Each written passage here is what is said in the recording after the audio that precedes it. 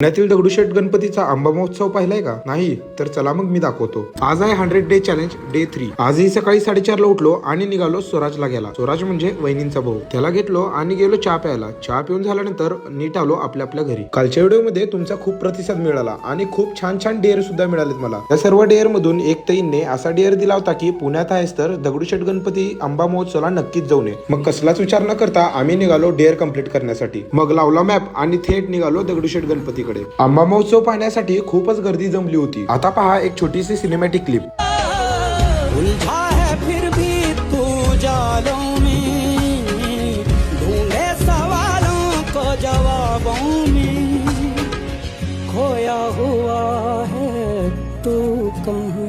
आंबा महोत्सव पाहून मन प्रसन्न झालं. डेअर कंप्लीट झालं होतं. मग तिथून आम्ही आलो मॉलला. मॉलमध्ये आल्याच आमचे चालू झाले येडेचाले. पुढचे डेअर आणि अजून येडेचाले पाहण्यासाठी नक्की तेवढं फॉलो करा.